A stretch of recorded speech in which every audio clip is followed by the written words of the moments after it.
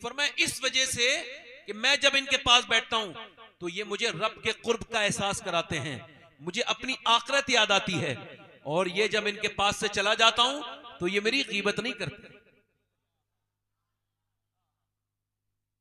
ऐसी कुछ बैठकें हैं जैसे उठेंगे आप आपकी गीबत शुरू।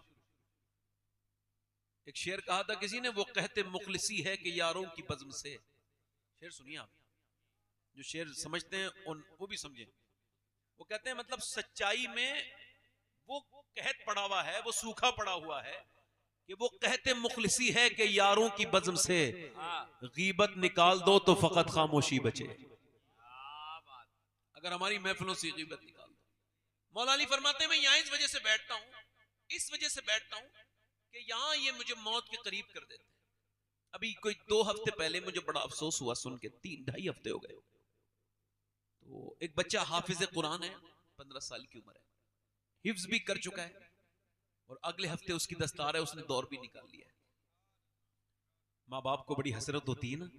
तो जुमे के दिन हाफिज साहब आए हैं और उन्होंने फिर नहाए और गुस्ल करके बाहर निकले, अचानक गिर गए हैं। तो डॉक्टर को जब दिखाया गया है तो डॉक्टर ने कहा ये तो इंतकाल कर चुके हैं, ये अब इस दुनिया में नहीं है। माँ को खबर हुई है, दौड़ती भी गई है, और फिर जाके अपने बेटे को देख के उसने पहली बात यही कही है, मेरे लाडले बड़ी अरमान थे और तुझे अपने आप से दूर भी रखा, कुर्बानियां भी दी, तूने मेरे बेटे परेशानियां भी उठाई। मेरी ख्वाहिश ये थी कि जब मैं मरूं तो मेरा बेटा मेरी कब्र पे जाके फातिहा पढ़े, मगर मेरे लाल ये तूने कैसा जख्म दिया है। उसके बाद बोली मेरे बेटे तुझे तो साफा बनना था। फिर पागलों वाली बातें करने लगी और अपना उसने दुपट्टा उतारा और बच्चे के सर पे बांध के बोली, लोगों देखो मैंने अपने हाफिज साहब के दस्तार बंदी कर दी है। इसका मतलब बिल्कुल साफ है कि जवानों की लाशें निकल रही हैं और बूढ़े खांसते हुए रह जा रहे हैं। अगर मौत उम्र के हिसाब से आती तो मेरे भाइयों कभी भी कोई मां के पेट में बच्चा नहीं मरता। अगर मौत उम्र के हिसाब से आती तो पैदाइश के बाद बच्चे नहीं मरते। मौत क्या है, शेख सादी कहते हैं मौत बिल्कुल भी एहसास नहीं होने देती। इसी वजह से हुजूर ने फरमाया, हाँ मेरे आका ने फरमाया, वो शख्स जो मैदान जिहाद में भी ना जाए, उसके हाथ में तलवार भी नहीं है, मगर वो भी शहीद के साथ उठेगा। अर्ज की कौन का, जो मौत को कसरत से याद करता है। मौत की याद का हाल यह है कि अब जरा गौर कीजिएगा, मौत की हाल का यह है, मौत को याद करने वाला गुनाहों से दूर रहता है। 5 अक्टूबर को हैदराबाद में था मैं, तकरीर के बाद उन्होंने कहा एक साहब आपसे मिलने के ख्वाहिशमंद है। मैं, वो बहुत बड़े आदमी है, मैं कहा मैं बहुत बड़े लोगों से ज्यादा मिलना नहीं चाहता हूं, आप उनसे मना कर दीजिए। कह लेंगे नहीं वो बीमार हैं, आ नहीं सकते, प्रॉब्लम है। मैंने कहा अगर ऐसी बात है तो मैं चलता हूं। अब मेरी नीयत बदल गई। हुजूर फरमाते हैं जो किसी अपने मोमिन भाई को देखने जाए ना बीमारी में, तवज्जो है कि नहीं, काहे में बोलो, अरे जल्दी बोलो ना भाई, बीमारी में। अब तो अमीर को छींक आ जाए तो लंबी कतारें लगती हैं, गरीब की तो मैयत में भी लोग शामिल नहीं होते। अरे क्या फायदा होगा, गरीबी तो मरा है, रक्षे वाला भी तो मरा है, मजदूरी तो मरा है, मगर याद रखना अमीर की मैयत में जाना इस नियत से सिर्फ कि वो अमीर है, ये कोई सवाब का काम नहीं, ये तो दिखावा है, रियाकारी है। खुदा की कसम मेरे नबी फरमाते हैं जब मेरा कोई उम्मती बीमार हो जाए और दूसरा उम्मती उसे देखने के लिए जाए और उसकी सिर्फ एक ही नियत हो कि अल्लाह मुझसे राजी हो जाए, फरमाते हैं जब तक वापस नहीं आता 70,000 फरिश्ते उसके लिए दुआएं मगफिरत करते रहते हैं। 70,000 फरिश्ते, अल्लाह के फरिश्ते, मासूम फरिश्ते दुआएं करते हैं। जिंदाबाद जिंदाबाद, बहुत अच्छा, बहुत अच्छा, जिंदाबाद जिंदाबाद। देखने के लिए मैं उनके घर गया ना, तो आपको बताऊं कोई 15 या 16 करोड़ का उसका अपना बंगला होगा। ये बात सिर्फ बता रहा हूं जरा आपका दिल इससे हट जाए दुनियादारी से। मैं अंदर गया तो मर्सिडीज और BMW और जैगुआर कई किस्म की गाड़ियां खड़ी थी। मैं जब और अंदर गया तो वो हॉल में आया आदमी, उसका नाम भी मुझे याद है। उसने जरा हाथ थोड़ा सा आगे बढ़ाना चाहा, मैंने तो उसने हाथ पीछे खींच लिया। सिर्फ मैंने उसको सलाम किया। मैंने कहा भाई क्या हाल है, यहां पर कोई रुई लगी थी, यहां पर रुई लगी थी, और वो ऐसे करके उसको पकड़े बैठा। मैंने कहा क्या हुआ है, कहने लगे 23 साल से मैं गुटखा खाता था, बहुत बहुत शौकीन था। और इस बार रमजान में मेरे एक दाना निकला है जबान में, उसकी बायोप्सी करने गई है, और फिर जब वो आई है तो मेरा सारा नशा ढीला हो गया। मेरी सारी जितनी भी हिम्मतें थी सब टूट चुकी हैं। मैं आखिरी डिप्रेशन की आखिरी हद में हूं। वो कहता है मुझे डॉक्टर ने कहा कि तुम 2 महीने के बाद दुनिया से चले जाओगे और तुमको कैंसर है। देखो मोबाइल मेरे पास भी है, आप सबके पास भी है, मगर थोड़ी देर के लिए मोबाइल से आप अपना दम छुड़ाएं। मैंने उसको जब देखा तो वो कहने लगा सैयद साहब मैंने आपकी कई तकरीरें सुनी हैं, आपकी तकरीर सुनता हूं, आपसे ये कहना चाह रहा हूं कि जब तक मुझे ये खबर नहीं थी ना, जैसे ये खबर आई है अब जैगुआर और मर्सिडीज देखने को दिल नहीं करता। कहते मेरे किसी काम का नहीं, वो अमीरों के बड़े बड़े घर देख करके ललचाने वाले लोगों, ना ना मेरे भाइयों ऐसा ना किया करो। अपने नबी की हदीस सुनो, मेरे आका की ये हदीस आपको जिंदगी की शुरू से लेके आखिर तक आपको हिम्मत देगी। ये हदीस याद रख लेना, इसको सिर्फ तकरीर ना समझना। जब देखो तो अल्लाह के रसूल फरमाते हैं जिसके पास एक वक्त का खाना मौजूद है, जल्दी बोलो कितने वक्त का? सिर्फ एक वक्त का। और फरमाते हैं जिसको अल्लाह ने सेहत भी अता की है वो मालदार है, उसको शुक्र अदा करना चाहिए। वो कहने लगा सैयद साहब मैंने पहले भी नमाजें पढ़ी थी, मगर अब अपने बच्चों को देखता हूं तो बच्चे जीते जी यतीम नजर आते हैं, और अपनी बीवी को देखता हूं वो मुझे बेबा नजर आती है। अल्लाह अकबर। कहता है नमाजें तो पहले भी पढ़ी थी, मगर पहले की नमाजें मेरी इस नमाज का मुकाबला नहीं कर सकती हैं। कहते हैं मैं जब सजदे में जाता हूं तो खूब रोता हूं, और क्या सोचता हूं मालूम है?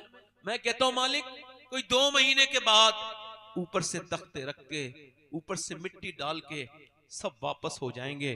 मालिक मुझे माफ कर देना, जब तूने अपने इस बदकार गुनहगार इंसान पे इतना करम किया है कि मैं अटैक से नहीं मरा और मैं एक्सीडेंट से भी नहीं मरा, मुझे तूने ऐसा करम किया है कि 2 महीने पहले तूने बता दिया है, तो मेरे मालिक अब मुझे माफ भी कर दे। कहते हैं जो कैंसर वाली नमाजें हैं वो बड़े दिल लगता है उन नमाजों में। मेरे भाइयों कभी आपने इसको सोचा है? आपने और मैंने दुनिया की सारी लोगों को देखा, फलां के पास बड़ी दौलत है, फलां के पास ये है, फलां के पास। आपको बताऊं सिकंदर कितना बड़ा इंसान है, पूरी दुनिया को फतेह करने वाला इंसान है। 30 साल की उम्र में गोल्डन मैन, पूरी दुनिया में लोग कहते हैं बड़ा लकी इंसान है। कौन? सिकंदर। मगर कहा था काफी मुरादाबादी ने, किफायतुल्लाह काफी ने, कोई गुल बाकी रहेगा ना चमन रह जाएगा, पर रसूलुल्लाह का दीन हसन रह जाएगा। और सुनो मेरे भाइयों मेरे दोस्तों, ये कौन है? मेरी तरफ तवज्जो करो, ये सिकंदर है, इसने पूरी दुनिया को फतह किया है 30 साल की उम्र में। लोग कहते हैं लकी इंसान है। कौन है? बोलो इधर देखो, मेरी तरफ तवज्जो करें, बैठ जाएं आराम से। लकी इंसान है 30 साल की उम्र में, किसी ने उसके एक तीर मार दिया। अब देखो उसका घमंड, तीर जब मारा ना उसने अपने फौजियों से कहा पूरी दुनिया के फातेह के किसने तीर मारा, जाओ जितनी भी चमकती हुई आंखें हैं सबको कत्ल कर दो। जितने उस इलाके के लोग थे सबको कत्ल कर दिया गया। ये इस वक्त जहां पर इस वक्त जहां मुल्तान है, एक भी इंसान नहीं छोड़ा, ना औरत ना मर्द। उसने कहा क्या हुआ? कहा हुजूर सब मार दिए, कोई नहीं बचा। कहा बिल्ली की भी तो आंखें चमकती हैं, कुत्ते की भी तो चमकती हैं, ऐसा करो बिल्लियों को भी मार दो, कुत्तों को भी मार दो। एक जरा सा तीर लगा, इतना घमंडी। मगर जब उसकी मौत आई ना, ये निमोनिया जिसको आप कहते हैं ना, ये निमोनिया 2 गोलियों में ठीक हो जाएगा, 3 गोलियों में ठीक हो जाएगा। नहीं नहीं, उसने पैर रगड़ने शुरू कर दिए। पूरी दुनिया को फतह करने वाला फातेह, पूरी दुनिया पे राज करने वाला, 30 साल की उम्र में एक दुनिया के हिस्से से दूसरे हिस्से तक और तीसरे से चौथे हिस्से तक पूरी दुनिया को अपनी हुकूमत में शामिल करने वाला एक ही दुआ कर रहा है, काश मैं अपने मुल्क में मर जाता।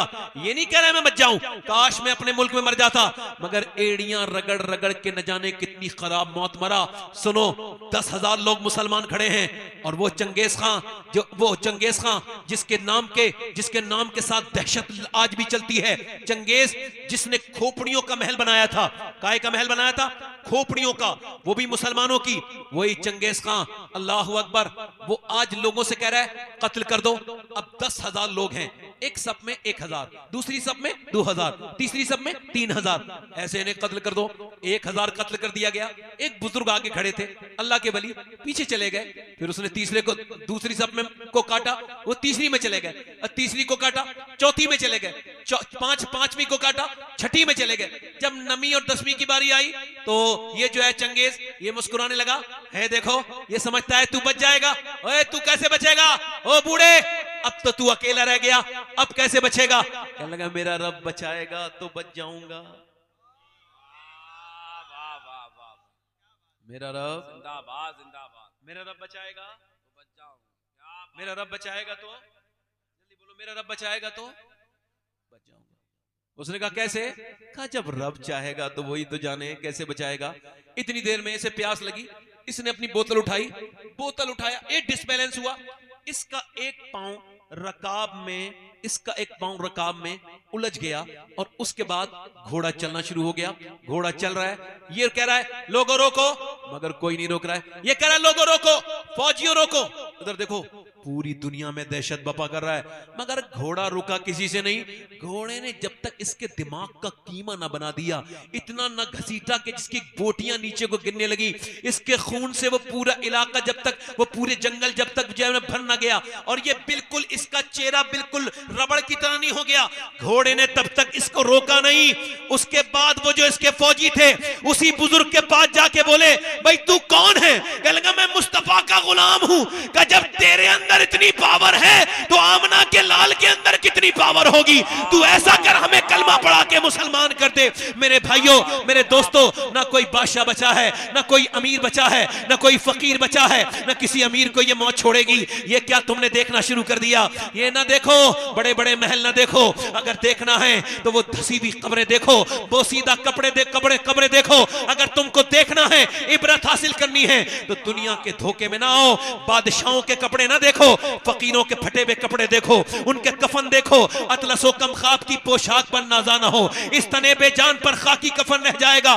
दुनिया जब ये देखने चाहती है कि अमीरों की लाशें कहां हैं, तो अमीरों के तुमको मस्कन नहीं मिलेंगे, ना तुमको सिकंदर की कब्र ढूंढने पर मिलेगी, ना चंगेज खान तुमको मिलेगा, ना आपको कोई बड़ा अकबर और बाबर की खबरें तुमको मिल सकती हैं।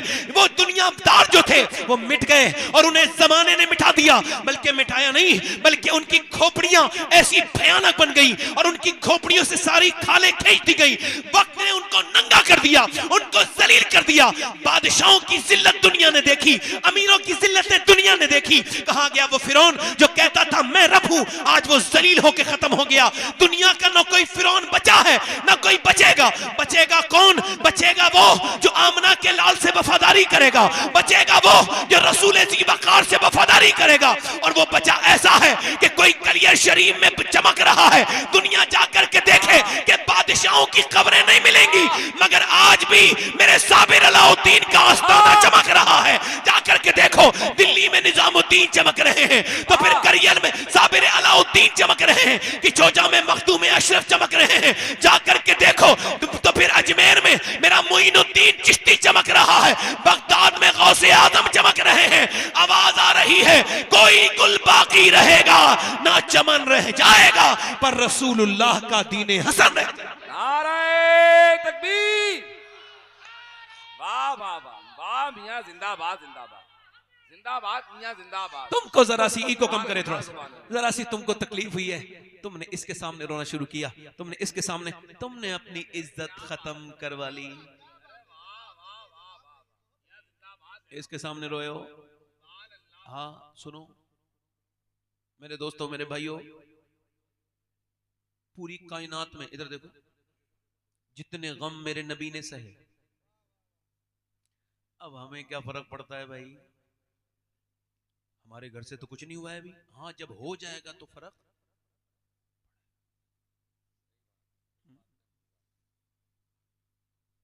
अब देखें कि मुसलमानों ने सारी बातें हुकूमत पे रख दी।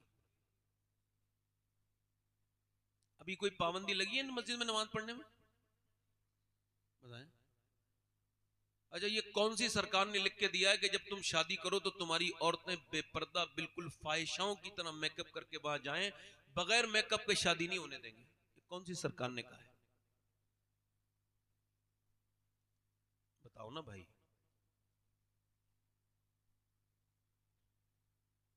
ये कौन सी हुकूमत ने ये पाबंदी लगाई है कि तुम्हारे घर में अब मुसल्ले नहीं बिछ सकते?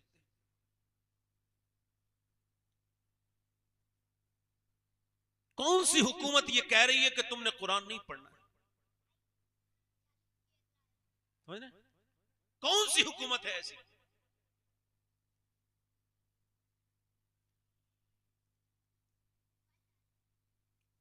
मुसलमान लड़कियां बुरके वालियां जब होटलों से दरियाफ्त होने लगे,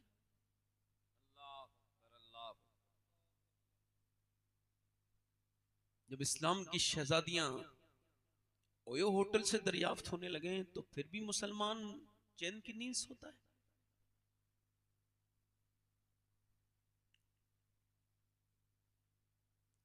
छोटी छोटी बच्चियां जब घरों में थिरकने लगे, गाने गाने लगे, डीजे बजाने लगे, आप सबसे पूछ रहा हूं मेरे भाइयों, फिर आप इसका क्या समझते हैं? इसका अंजाम क्या होगा?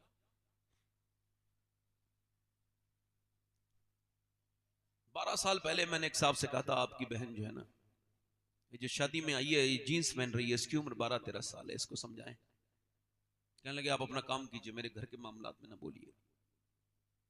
उसके बाद ये हुआ कि फिर 2022 में वही शख्स अपनी बेटी के सामने थाने में बैठा था और वो अपनी बेटी से कह रहा था, मेरी बेटी, मैं तेरा बूढ़ा बाप हूं, मेरी इज्जत बचा ले। पैरों में उसकी टोपी रखता था अपनी, तो वो कहती थी जब समझाने का वक्त था तुमने नहीं समझाया, अब मैं बहुत आगे जा चुकी हूं।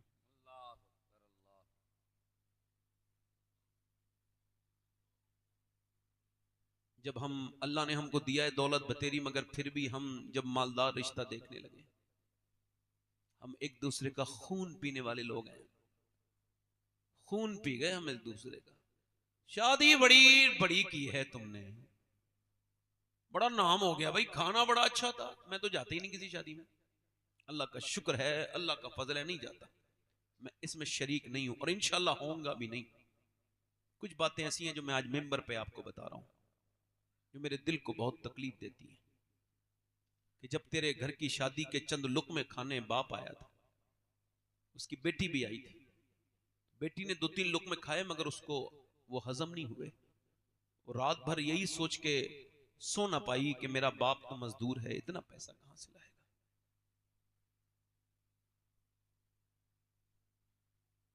आपने निकाह को इतना मुश्किल कर दिया कि एक शादी के लिए आपको लाखों रुपए की जरूरत है।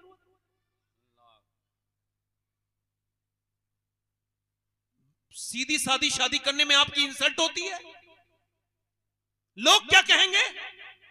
लोग ये कहते हैं इन्ना लिल्लाहि व इन्ना इलैहि राजिऊन, कुछ नहीं कहते लोग। साहिल के तमाशाही है डूबने वाले पर अफसोस तो करते हैं मगर इमदाद नहीं करते। हाजी हज करके आया है मगर बात क्या कर रहा है? ओ मेरे बेटे के लिए कोई अच्छा जहेज देखो, वो 1,500 आदमी आएंगे, बस उसका खिदमत कर देना उनकी। यानी ये इतना बड़ा भूखा है और ये बेवकूफ है, बल्कि कहो भिख मंगा है ये, कि दोस्ती यारी तो इसने है, रिश्तेदारी भी है, वो अपने घर नहीं खिला सकता बेचारा, तो दूसरों के कांधे पे रख के ये बंदूक छोड़ना चाहता है। ये बदतमीज आदमी है, इसका दिमाग खराब है। आज के जमाने में अगर कोई नौजवान ऐसा लड़का हो, मैं सैयद हूं, इस महफिल में उसका हाथ चूमने के लिए तैयार हूं, जो ये ऐलान करे कि मैं जब शादी करूंगा बिल्कुल सुन्नत के हिसाब से करूंगा, बगैर किसी जहेज के, एक कप चाय भी नहीं, वैसे ही करूंगा जैसे मुस्तफा ने की थी। और याद रखो, कायनात में कोई इतना बड़ा नहीं हो सकता, बल्कि हुजूर की जूती के बराबर भी नहीं हो सकता। मेरे हुजूर ने अपनी बेटी, ना हुजूर की बेटी की तरह किसी की बेटी है, ना हुजूर के दामाद की तरह किसी का दामाद है। बेटी फातिमा है जो जन्नती औरतों की सरदारा है, अली दामाद है जो सारे वलियों का सरदार है, मगर शादी मस्जिद में की जा रही है और दुनिया को बताया जा रहा है कि इंसान बड़ा खर्चा करने से नहीं होता, इंसान बड़ा अल्लाह को राजी करने से होता है। क्या बात है, नारे तकबीर, नारे रिसालत, फैजान औलिया किराम, हजरत अल्लामा सैयद शबाहत मियां साहब किबला, सुभान अल्लाह, सुभान अल्लाह, सुभान अल्लाह, सुभान। कोई लड़का अगर ऐसा हो जो ये कहे कि भाई मैं उस महफिल में उसके हाथ चूम लूंगा, उस नेक इंसान के, कि मैं जब अपनी शादी करूंगा तो अपने घर वालों से कहूंगा ना मुझे मंगनी चाहिए, ये सब खुराफात है, ये जाहिलाना रस्म है। मुसलमान शादी जब करेगा तो बगैर किसी जहेज के करेगा। जब उससे कोई पूछे क्यों, का इस वजह से मुझे बरेली के इमाम का ये शेर समझ आ गया है। का कौन सा शेर, का कौन देता है देने को मुंह चाहिए, देने वाला है सच्चा हमारा नबी। पीछे वाले जरा जोर से बोलो, देने वाला है सच्चा, जल्दी बोलो, देने वाला है सच्चा। इसी वजह से कार तो मिल गई जहेज में, मगर बेचारे पेट्रोल नहीं डलवा पा रहे। और मदीने वाले जब अता करते हैं तो कार भी देते हैं और पेट्रोल भी देते हैं। बेचारे बेच लेते हैं या फिर कहीं भूस के कोटे के बराबर में खड़ी रहती है। हैसियत नहीं थी ना, ले ली जिद करके, औकात से बाहर की चीज है ना। ये जिहालत है, बेवकूफी है, बदतमीजी है। मगर मेरे भाइयों, आपको इसकी तकलीफ नहीं होती कि मुसलमानों के साथ, मगर आपको बता रहा हूं, जब कोई दिक्कत हो, जब कोई परेशानी हो, क्योंकि मुझे ज्यादा देर गुफ्तगू नहीं करनी है, इस वजह से कह रहा हूं, जब कोई दिक्कत हो, जब कोई परेशानी हो, आज मैं आपको पूरी जिंदगी का निचोड़ खुल के दे रहा हूं। देखो, कोई अपना राज नहीं देता, मैं राज खोल के जा रहा हूं। दुनिया में इससे बेहतरीन कोई जगह नहीं है, इसमें इससे बेहतरीन सिलेंडर करने की कोई जगह नहीं है। ये जो लोग कहते हैं इसके सामने रोए, इसके सामने रोए, अपनी परेशानी बताओगे और परेशानी बढ़ेगी। मौला अली फरमाते हैं सबके सामने रोगे, फरमाते हैं तो रब के सामने नहीं रोगे, और रब के सामने रोगे तो सबके सामने नहीं रोगे।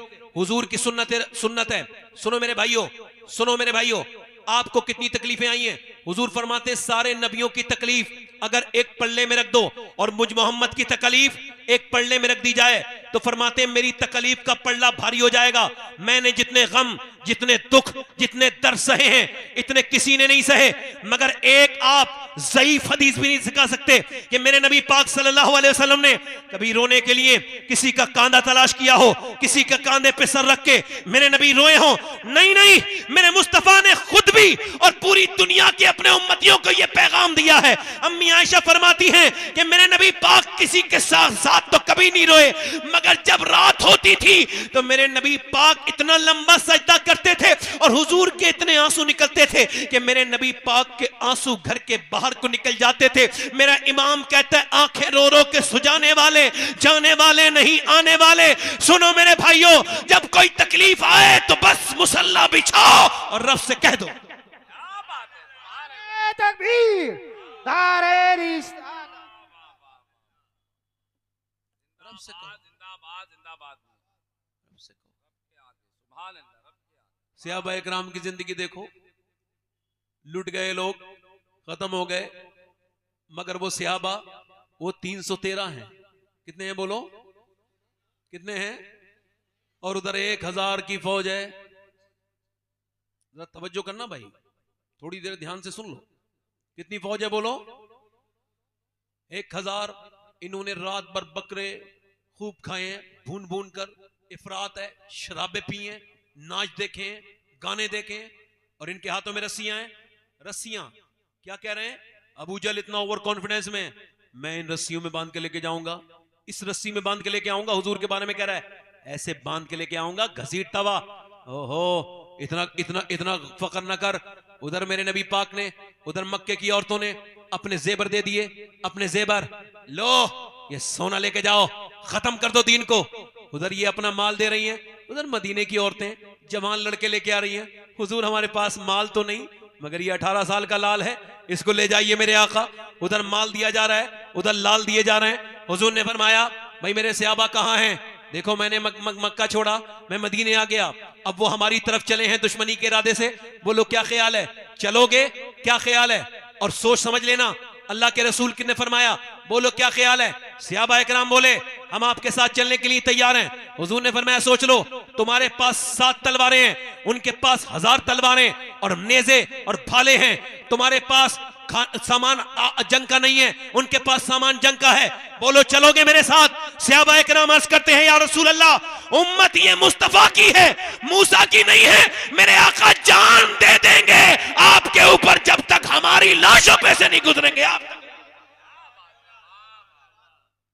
सहाबा इकराम मदीने से निकले हैं, ये पहली जंग है मुसलमानों की, इससे सीखना चाहिए। ये आपने क्या बात कर दी, कभी इधर झुके, कभी इधर झुके, कभी इस मजार पे, कभी उस मजार पे, अपनी बातें लेके जा रहे हो और सजदे तुम्हारे गायब हैं। जब तक सजदा नहीं करोगे कहीं कामयाब नहीं हो सकते। अजमेर गए और अजान हो गई, नमाज नहीं पढ़ी तुमने। कभी इस मियाँ के सामने झुक गए, कभी उस मियाँ के सामने, कभी इसके सामने अपनी बातें कह दी। सुनो मेरी बात, मैंने नबी पाक ने सहाबा इकराम को जब तैयार किया, चलने लगे सहाबा। अच्छा ये बताओ वो कैसे सहाबा इकराम थे? कभी आपने इनके बारे में गौर किया सहाबा के? सुनो, उनके कपड़े फटे हुए थे, उन्होंने क्या किया था, खजूर चूस के रोजा रखा था।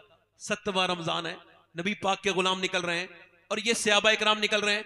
उधर यहूदी छतों पे खड़े हैं और मजाक उड़ा रहे हैं। ये देखो मुसलमानों की, ये लड़ने गए उस फौज से जिसके पास नेज़े हैं, जिसके पास, इनके पास क्या है? ओ क्या है तुम्हारे पास? क्यों जा रहे हो?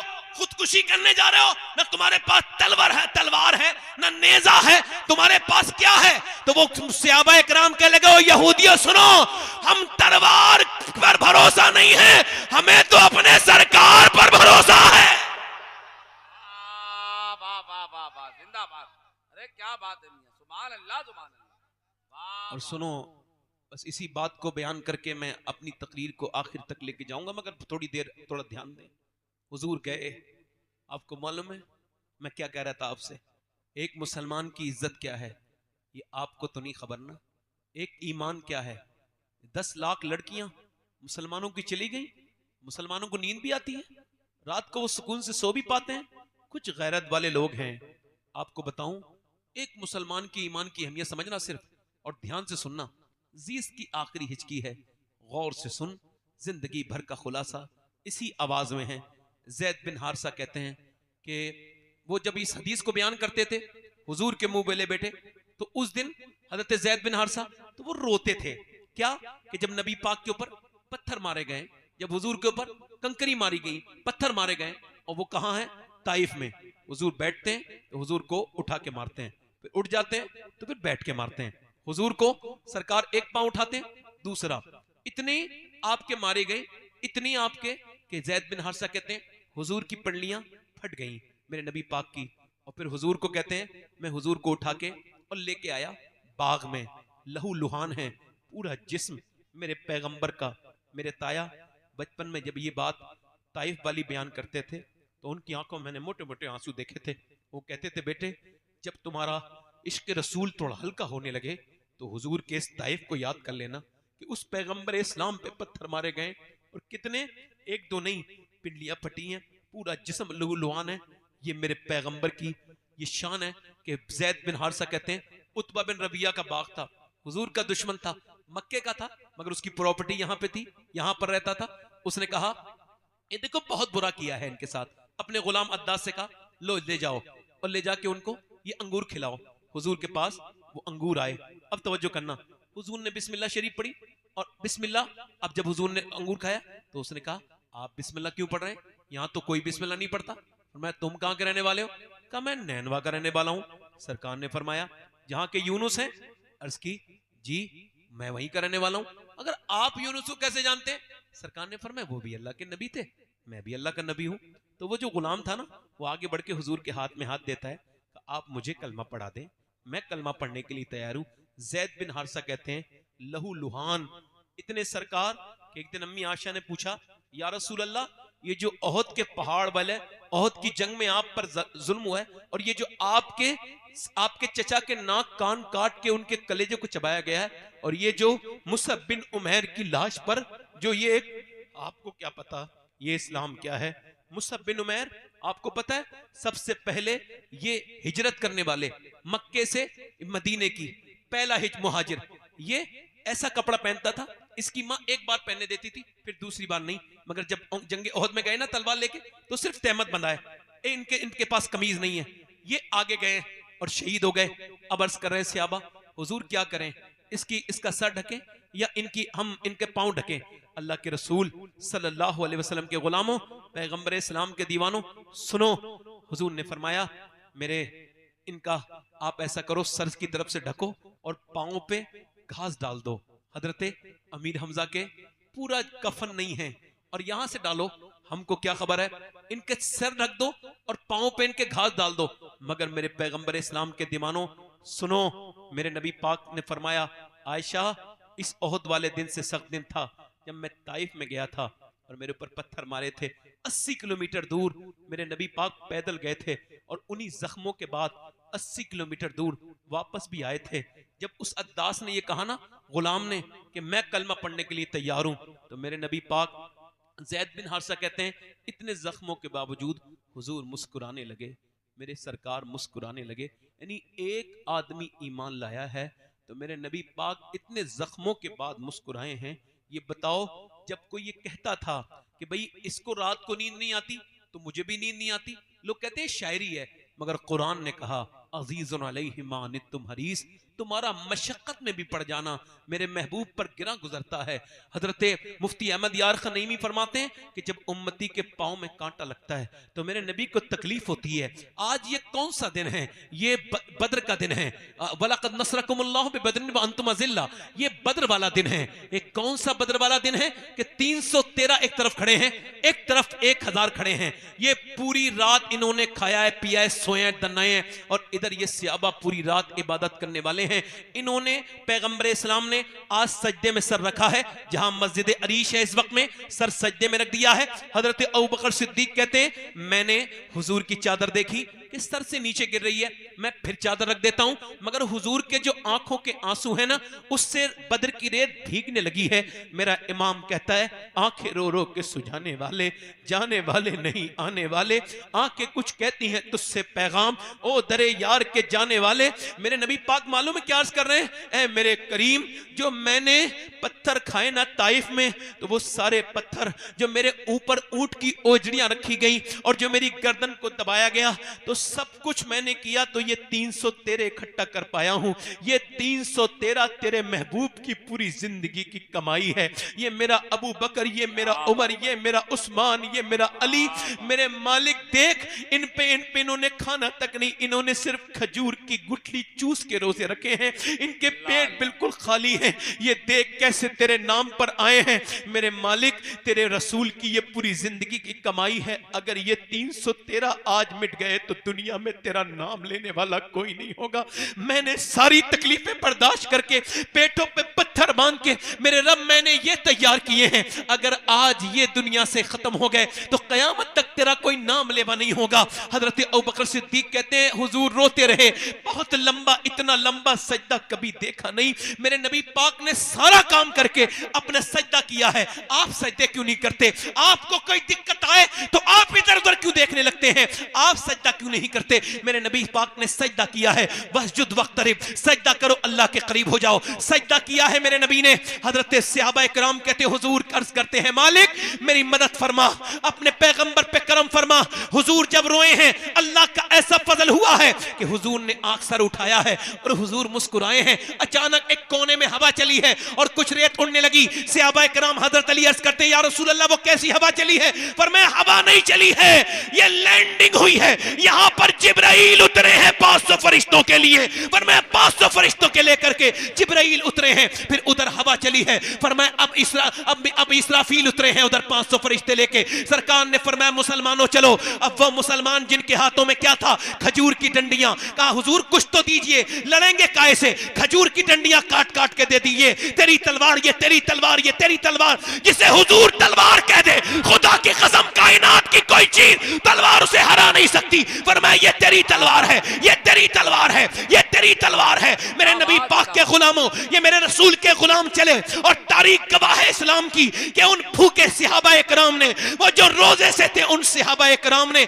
अपने हाथों में वो खजूर की डंडी लेके जब अल्लाहू अकबर का नारा लगाया है, इकबाल कहता था, हट न सकते थे, अगर जंग में अड़ जाते थे, पांव शेरों के भी मैदान से उखड़ जाते थे, तुझसे सरकश हुआ कोई तो बिगड़ जाते थे। देख चीज ही क्या, हम तोप से लड़ जाते थे। जब वो सहाबाए कराम आगे बढ़े हैं और जब उन्होंने खजूर की डंडी उठाई है, हैरत की बात यह थी कि आज खजूर की डंडी सर काट रही थी। इससे पहले कभी खजूर की डंडी ने किसी को काटा नहीं था, मगर जब कटवाने वाला आमना का लाल हो तो फिर कुछ भी हो सकता है। इधर सर कट रहे हैं, उधर कुफ्फारे मक्का कट कट के गिर रहे हैं। उनके अंदर एक भगदड़ मची, एक बेचैनी शामिल हुई और वो बिल्कुल होपलेस हो गए। बोले भागो, हम मुसलमानों से जीत नहीं सकते हैं। कहा क्यों नहीं जीत सकते? कहा उस तरफ देखो।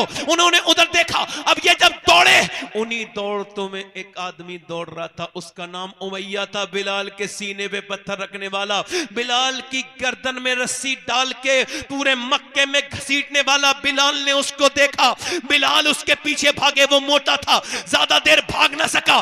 बिलाल ने जाकर के उसके मुंह पे घूसा मारा, वो जमीन पे गिरा। बिलाल को देखने लगा। बिलाल ने कहा बे देखता क्या है? ये बिलाल का घूसा नहीं है, ये तो इस्लाम का घूसा कुफ्र के मुंह पे लगा है। नारे तकबीर, नारे रिसालत, फैज़ाने औलियाए किराम, सुभान अल्लाह, सुभान अल्लाह, जिंदाबाद जिंदाबाद। हुजूर ने सजदे किए हैं, हमारे तो सजदे खत्म हो गए। मेरे भाइयों, आपने सजदा क्यों नहीं किया? आप अल्लाह से क्यों नहीं कहते अपनी बातें? आजकल ये शराब बढ़ रही है कि मुसलमान में बल्कि कुछ हुफ्फाज हाफिज कुरान लोग भी खुदकुशी कर ले रहे हैं। जो रब को मानता हो और यकीन कामिल रखता हो उसकी रहमत पर, तो वो कभी ये काम नहीं कर सकता। एक शेर सुनिए आप मेरा, पहले ये बात सुन लीजिए। जब आपको लगे ना आप खुदकुशी के अलावा, मेरे ये पैगाम सब तक जाएगा, कोई खुदकुशी करने का प्रोग्राम बनाए हुए ना,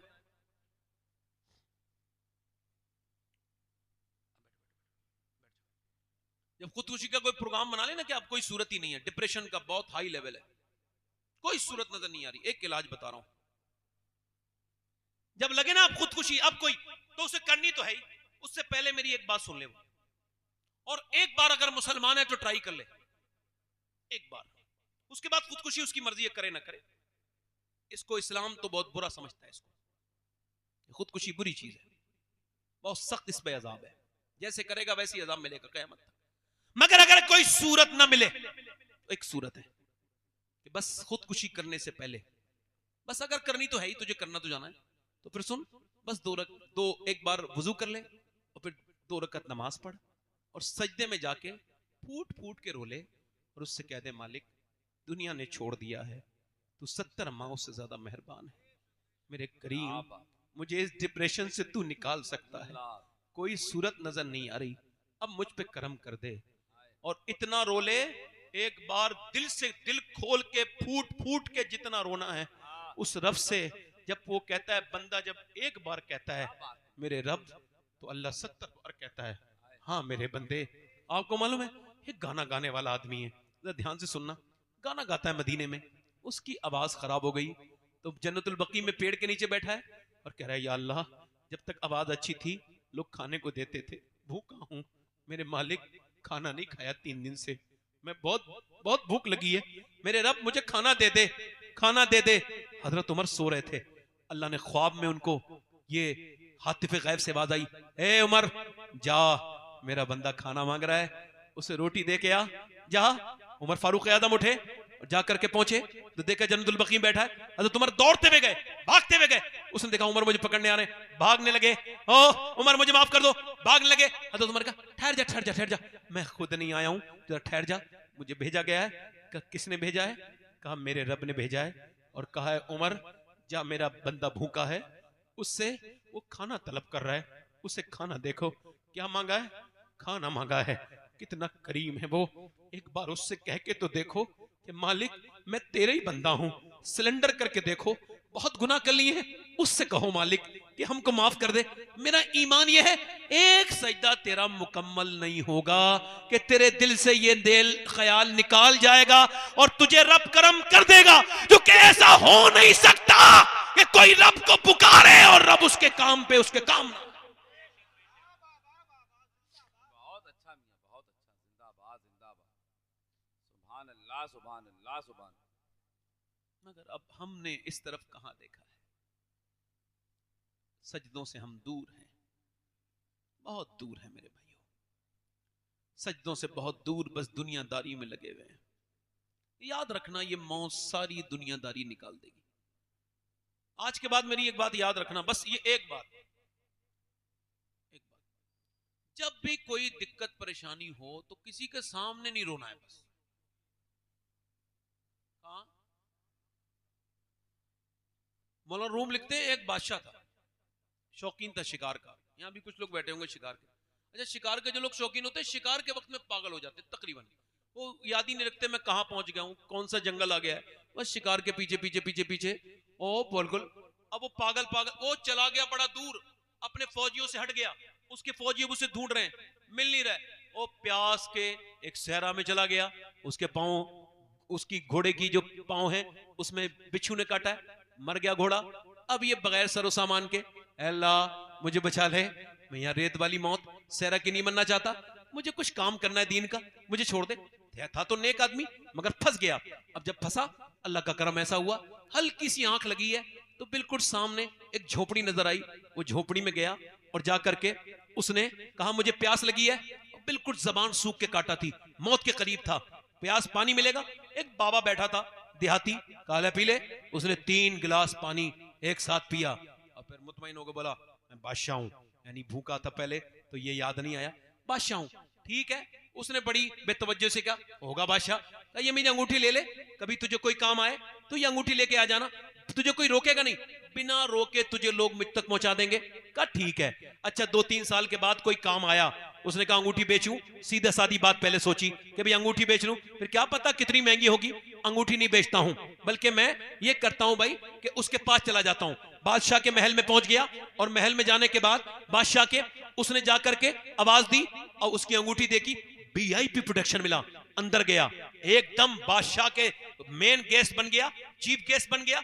एकदम किसने उसको रोका, बगैर रोक टोक के अंदर कमरे में जाके देखा बादशाह सजदे में रो रहा है। ये करीब गया, वापस हो गया। बादशाह ने आवाज दी, कौन आया था?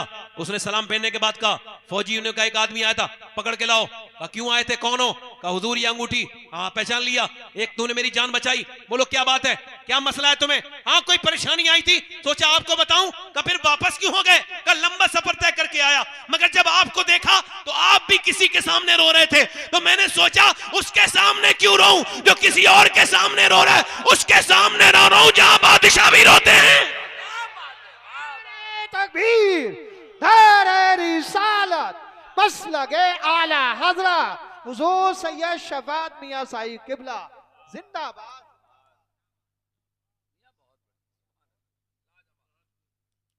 मेरे भाई कब तुम सजदा करोगे? कोई एटम बम इतनी ताकत नहीं रखता जितना एक मोमिन का सजदा ताकत रखता है ना?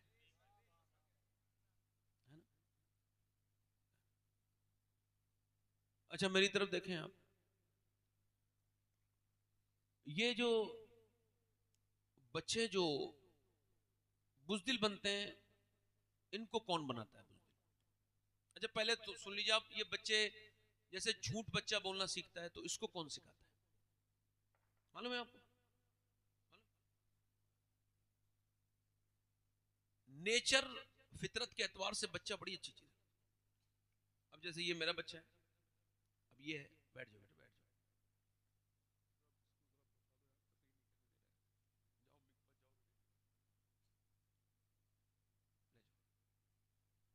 मैं क्या अर्ज कर रहा था आपसे। अब वो बच्चा एक कमरे में अंदर बैठा है, ये साइकोलॉजी समझ ली थोड़ी सी। देखो जो लोग ये उठ के बैठ रहे हैं, बैठ के उठ रहे हैं, इनसे गुजारिश करता हूं कि आप या तो बैठ जाइए या तो उठ ही जाइए और थोड़ी देर बैठ के सुन लीजिए। आप थोड़ा सा, 1-2 लोग हैं ऐसे जो हरकत कर रहे हैं इस तरह की, बैठ जाए। बच्चा कमरे में है, अब वो झूठ बोलना नहीं सीखा है अभी, सीखेगा मुस्तकबिल में, चूंकि माँ बाप झूठे। अब जब उससे कुछ शीशे का सामान कुछ टूटा है जो बड़ा जरूरी था, अम्मा को खबर आई है कोई धमाका हुआ है, अंदर गई है मां, किसने तोड़ा है? अब बच्चा झूठ बोलना कब जानता है, मैंने तोड़ा है, बाप आया, माँ ने बाप के सामने एक दिल जोर से थप्पड़ उसके मुंह में मारा। उसको पहले तो यही समझ नहीं आया मारा क्यों। साइकोलॉजी ये कहती है कि बच्चे को जो कि छोटा होता है 4-5 साल से, इसको जब कोई मारता है तो उसको खबर ही नहीं होती पिट को रहा हूं। खैर ये थोड़ा समझदार समझ आया इसको कि मैं सच बोला तो इसने मुझे मारा। बाप ने भी डांटा, बदतमीज, एकदम नसीहत लग गई।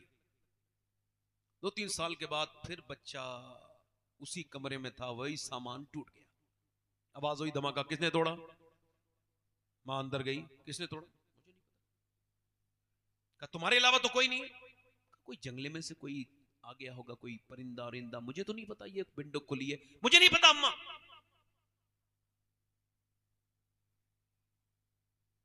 अब आप बताओ ये झूठ बोलना कहां से सीखा? बोलो। अगर मां ये कह देती बेटे झूठ बोल, तुम सच बोले हो, ये बड़ा मुबारक है, ये टूट गया कोई मसला नहीं। किसने सिखाया इसको? किसने सिखाया? अगर मां ये कह देती कि बेटे ये तुमको झूठ नहीं बोलना है और ये सच बात तुमने बोली है, इस पे अप्रिशिएट करती हूं, तुम्हें मैं शाबाशी देती हूं, तो बच्चा खुश हो जाता। मगर सुने आप, गौर करें, तवज्जो करें, बच्चा सच्चा बन जाता। एक बच्चे से मां ने कहा मेरे बेटे झूठ नहीं बोलना, वो बच्चा सफर करने जा रहा है, उसे डाकुओं ने पकड़ा है, तेरे पास कुछ है?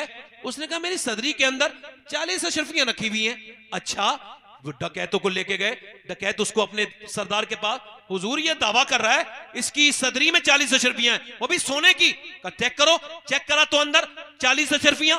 बादशाह उसने कहा, उसने डकैत ने, डाकू के सरदार ने, बेटा तुम सच क्यों बोले, झूठ बोल के बचा सकते थे। कहा मेरे लिए ये सोने की अशरफियां जरूरी नहीं है, अपनी मां का कहना मानना जरूरी है। मेरी मां ने मुझसे कहा था मेरे लाल चाहे हालात कुछ भी हो तुझे झूठ नहीं बोलना है। तुम्हारा नाम क्या है? कहा मेरा नाम अब्दुल कादिर जीलानी है। आगे बढ़ के बोला जरा हाथ आगे बढ़ा, मुझे भी जरा तौबा करा दे। अरे जब अब्दुल कादिर की सच्चाई का ये आलम है तो फिर मदीने के मुस्तफा का आलम क्या होगा? जिंदाबाद जिंदाबाद, सुभान अल्लाह सैयद साहब, जिंदाबाद जिंदाबाद।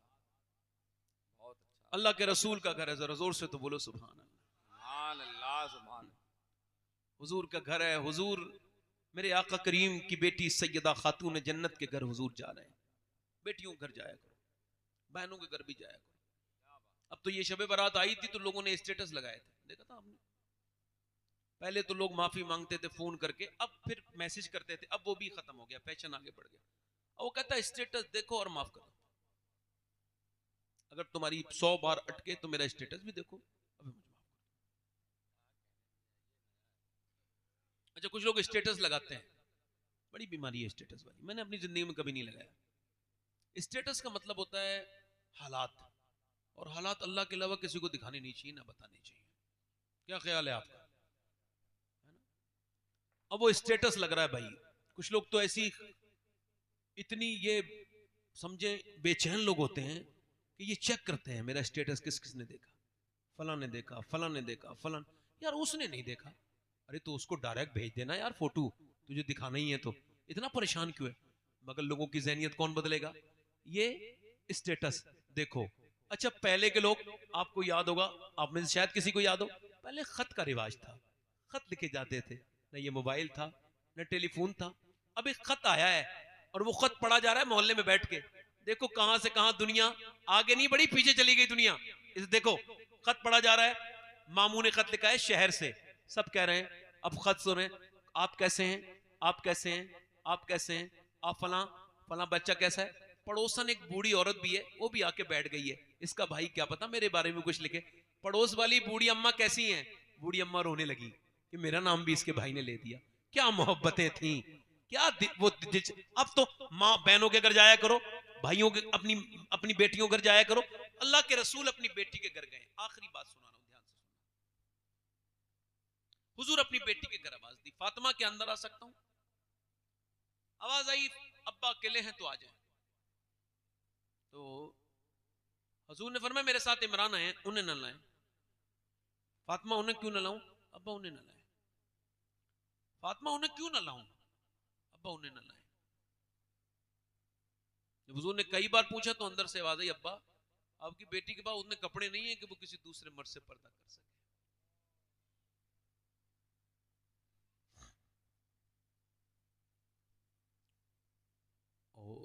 हुजूर ने फिर अंदर चादर भिजवाई और हुजूर फिर खुद अंदर गए।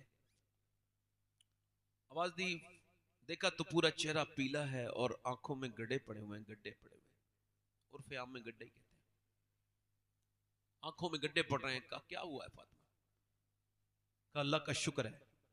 मेरी बेटी बताना, आज तो बेटी आके पहले फोन पे ही बता देती है, अगर उसकी मर्जी का सूट ना मिले ना तो उसी पे झगड़ा हो जाता है।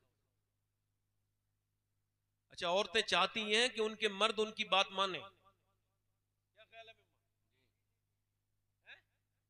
अच्छा ये बताओ, चाहती ये है कि उनके मर्द उनके कहने माने, मगर वो सच के मर्दों को नहीं दिखाएंगी, जिसने कपड़े लाके दिए, जिसने सारा काम करके दिया, जिसने बेचारे ने अपना पेट काट के तेरी क्रीम और पाउडर का खर्च उठाया है, उसको वही बगैर धुलावा मुंह दिखा रही है, वही बगैर जो है वो बिस्तरी के कपड़े फटे पुराने।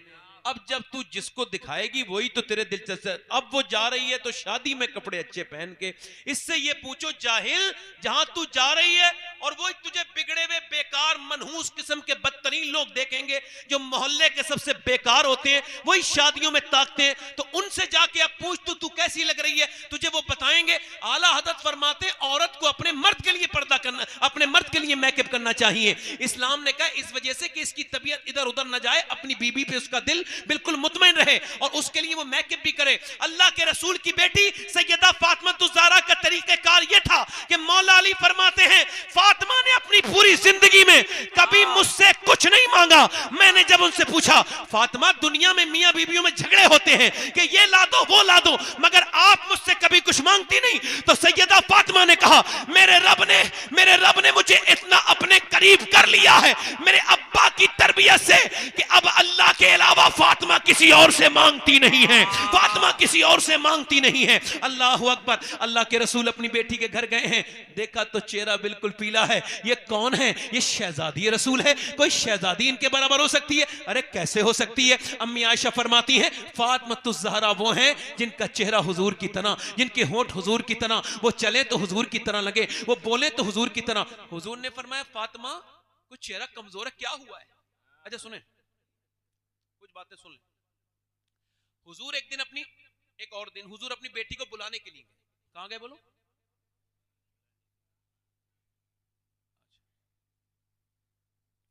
तो हुजूर अंदर गए तो सैयदा ने कहा जी अब्बा तशरीफ लाएं। तो कहा फातिमा मैं बुलाने आया हूं आपको, चलें? कहने लगे नहीं जाऊंगी। अब्बा मैं? फातिमा क्यों? कहा मेरे सरताज अली जो घर पे नहीं है, पहले उनकी इजाजत लूंगी। क्या बात है, क्या बात है। पहले उनकी इजाजत, पहले उनकी इजाजत, उसके बाद अल्लाह। अच्छा हुजूर को नाराज होना चाहिए था यार, अली की क्या, मेरे सामने क्या अली, मैं वैसे भी हुजूर के सामने अली क्या है, कोई कुछ नहीं, जो ना थे तो कुछ ना था और वो जो ना हो तो कुछ ना हो। क्या बात।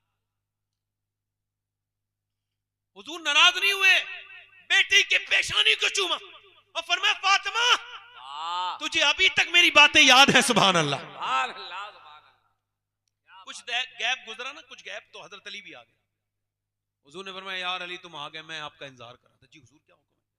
फरमाया वो फातिमा को बुलाने आया था, तो ये कहती हैं कि जब तक आप इजाजत नहीं देंगे तो हजरत अली ना आगे अंदर गए और हाथ पकड़ के बोले ये आपने क्या किया, मैं गुलाम हूं हुजूर का, चला जाना चाहिए था। और रोने लगे हजरत अली। सैयदा ने हाथ पकड़ के कहा मेरे सरताज आप बिल्कुल भी दिल थोड़ा ना करें कि आपकी मर्जी से जाना ये मेरे अब्बा की मर्जी है। क्या बात है, वाह वाह वाह वाह मियां वाह वाह वाह, आपकी मर्जी से जाना। जिंदाबाद। आज बेटियां जरा सी प्रॉब्लम में है थोड़ी सी, तो आप और चढ़ा देते हो उनको, घर बिगड़वा लेते हो, थाने कचहरी करते हो। हुजूर ने आवाज दी मेरी बेटी को क्या हुआ है? सब बेटी वाले बैठे हैं यहाँ पे, किसी की नहीं है तो बहनें होंगी। फातिमा को क्या हुआ है? अल्लाह का शुक्र है अब्बा, बताना मेरी बेटी क्या हुआ है। अल्लाह का शुक्र है मेरे अब्बा। और मेरी बेटी फातिमा बताना क्या हुआ है। अल्लाह का शुक्र है अब्बा। फिर हुजूर ने कई बार पूछा तो फिर बेटी है ना, तो फिर बोली अब्बा और कोई बात नहीं है, बस 5 दिन से मैंने कुछ खाया नहीं। तो पेट से मेरे पत्थर बंधा हुआ है। तो हुजूर ने फिर सर पे हाथ रख के कहा, मेरी बेटी, अगर 5 दिन से तुमने कुछ नहीं खाया तो तुम्हारे बाप को आज 9 दिन हो गए। एक बार ट्रेन में मैं बड़ा लंबा चल गया तो मुझे वक्त नहीं मिला कि मैं खाना खाता, और वो वक्त तकरीबन 27 घंटे का गुजरा कि मैंने एक बार खाना नहीं खाया। उसके बाद जब मैं स्टेज से पहुंचा तो एकदम स्टेज पे जाना पड़ा मुझे पानी और एक कप चाय पीने के बाद। उसके बाद फिर मैंने जब ये हदीस बयान की थी तब मुझे पता चला कि ये भूख क्या चीज होती है। पेट में हुजूर के 2 पत्थर बंधे हैं और अम्मा आयशा कहती हैं हुजूर कुछ दुआ कर रहे हैं ऐसे करके, दोनों हाथ उठा के। कभी मैं किसी रक्शे वाले मुसलमान को देखता हूँ तो दिल करता है इसका हाथ चूम लूं। क्यों? ये तो एक अल्लाह का दोस्त है कि ये रिज़्क अपने बच्चों को खिला रहा है। और दूसरा कहता हूँ ये वही आदमी है जिसके लिए हुजूर ने दुआएं की हैं। तो हुजूर के पेट पे पत्थर बंधा है और दुआ कर रहे हैं, अल्लाह मेरी उम्मत कभी भूखी ना मरे, मेरी उम्मत कभी भूखी ना मरे, मेरी उम्मत कभी भूखी ना मरे। अल्लाह अकबर। इस पैगंबर से हमें मोहब्बत करनी थी, हमने उससे वैसी मोहब्बत नहीं की। कभी भूलें हुजूर आपको?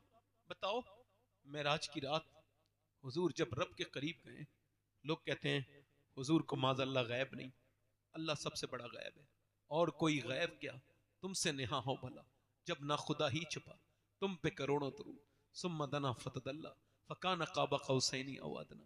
अल्लाह की मा ज़ागल बसर व मा तगा। अल्लाह फरमाता है मेरा महबूब इतना करीब आया कि जितना तीर कमान के करीब होता है, जरा जोर से तो बोलो, इतना करीब से, और मुझे देख रहा है। पूरी कायनात में एक ही तो विक्टिम है, एक ही तो हुजूर, एक ही तो, अब बताओ, एक ही तो है गवाह जिसने रब को देखा है, हुजूर हैं। और फिर अल्लाह फरमाता है कि वो मूसा थे जो बेहोश हो गए थे, ये मेरा महबूब है, इसकी आंख न थोड़ी बड़ी हुई न थोड़ी छोटी हुई, बल्कि ऐसे ही मुझे देखता रहा मेरा महबूब। अब उसमें मांग क्या रहे हैं? उसमें क्या मांग रहे हैं? उसमें अपने उम्मती के बारे में बात कर रहे हैं, मेरे रब मेरे उम्मत का सवाल। अब जब कब्र में रख दिया गया हुजूर को, तुरबत अथर में, हुजूर की कब्र शरीफ जहां है वो अर्श से अफजल जगह है, हुजूर को जब कब्र में रख दिया गया, आखिरी बात कर रहा हूं मेरे भाइयों, हजरत अब्दुल्ला इब्ने अब्बास कहते हैं मैंने हुजूर को आखिरी बार देखना चाहा तो फिर मैंने कफन हटाया हुजूर का मुबारक, तो कहते हैं हुजूर के लब हिल रहे थे, मैंने कान रखा तो कहा, किसी ने पूछा किसको याद कर रहे थे? बोलो बोलो, अबू बकर को, अपने सिद्दीक को? नहीं नहीं। अपने उमर को? नहीं नहीं। अपने अली को? नहीं नहीं नहीं। अपनी फातिमा को, बेटी को? नहीं नहीं। हसन हुसैन को? का नहीं नहीं। हुजूर के लब हिलते थे और हुजूर कहते थे उम्मती उम्मती उम्मती उम्मती अल्लाह। बस ये आखिरी तकरीर से यही एक गुजारिश है, कम से कम 10 मिनट हुजूर के लिए निकालो और एक 10 मिनट दुरूद शरीफ पढ़ा करो कम से कम।